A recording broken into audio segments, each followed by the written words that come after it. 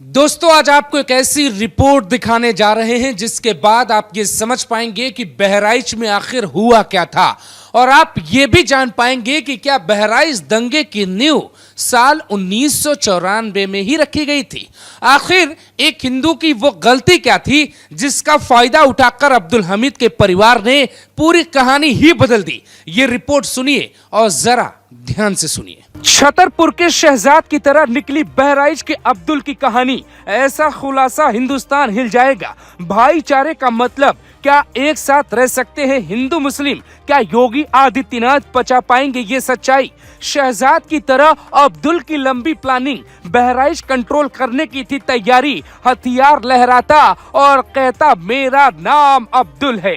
क्या बहराइच में जो कुछ हुआ उसकी कहानी साल 1994 में ही शुरू हो गई थी? एक गरीब परिवार का फायदा उठाकर क्या अब्दुल का परिवार बहराइच में कुछ ऐसा कर गया जिसकी सच्चाई अब हिंदुस्तान को ध्यान से सुन लेनी चाहिए।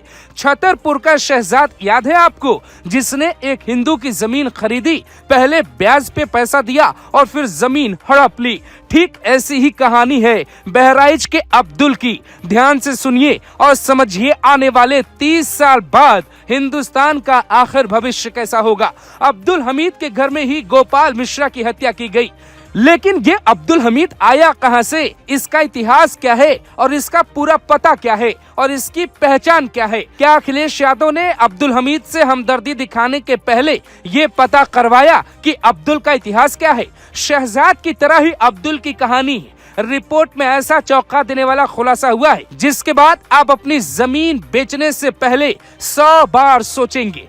ये घर जो अब्दुल हमीद का बना है, दरअसल ये जमीन कभी एक हिंदू की थी। साल 1994 में अब्दुल हमीद ने ये जमीन खरीद ली, लेकिन उसमें एक कहानी बनाई गई। जमीन थी राम प्रसाद जायसवाल की, जिनके 2 बेटे हैं। दोनों बेटों को अब्दुल और उसका परिवार आज भी परेशान करता है कि बाकी की जमीन भी हमें बेच दो। 1994 में राम प्रसाद जायसवाल को पैसे की कुछ दिक्कत हुई, उन्होंने जमीन बेच दी। अब्दुल के बगल वाला घर संतोष तिवारी का है, जिनको अब्दुल के परिवार ने मारा था। अब राम प्रसाद ने जमीन बेचने का प्रस्ताव रखा तो संतोष तिवारी ने भी उस जमीन का एक हिस्सा लिया। उसी जमीन का कुछ हिस्सा अब्दुल भी खरीद लेता है और राम प्रसाद जायसवाल यकीन करके जमीन बेच देते हैं। जिस घर से राम गोपाल चढ़कर हमीद की छत पर गया था, असल में वही घर जायसवाल जी का है। यानी एक तरफ संतोष तिवारी और दूसरी तरफ राम प्रसाद जायसवाल का घर है। अब्दुल बीच में घुसा और जो किया उसकी कहानी सबको पता है, लेकिन ये पूरी सच्चाई नहीं है। जिस राम प्रसाद जायसवाल से जमीन ली अब वो इस दुनिया में नहीं है, लेकिन उनके 2 बेटों को अब्दुल का परिवार परेशान करता है। अब्दुल हमीद का परिवार हथियार दिखाता और दावा करता कि बाकी की जमीन भी हमें दे दो, नहीं तो हम तुम्हें मार देंगे। अब्दुल हमीद के बेटे दबंग थे, हथियार भी था। गरीब जायसवाल डरते थे क्योंकि कुछ नहीं कर सकते थे। इसका फायदा उठाया गया। अब्दुल हमीद के पास जो एक लाइसेंसी बंदूक थी वो उसी से हिंदुओं को धमकाता।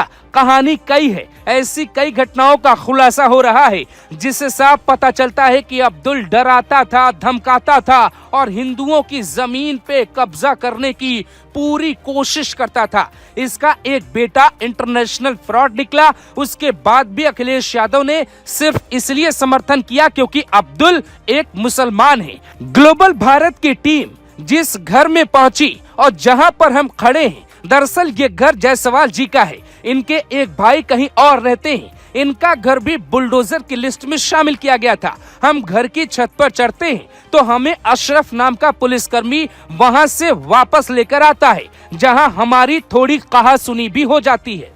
बहराइच में जो कुछ हुआ है उसके पीछे एक बड़ी साजिश की बू आ रही है। विकास दुबे की तरह ही अब्दुल हमीद को दौलत और ताकत का घमंड हो गया। वो हिंदुओं को टारगेट पे रखता। जहां डीजे रुका वहां अब्दुल हमीद का घर था। अब्दुल पहले से ही धौंस दिखाता, इसीलिए वहां मामला बढ़ गया। गोपाल मिश्रा के साथ जो कुछ हुआ वो इसलिए हुआ क्योंकि अब्दुल हमीद का पूरा परिवार अपराधी प्रवृत्ति का है, इसीलिए क्रूरता करने में उस परिवार को कोई दिक्कत ही नहीं हुई।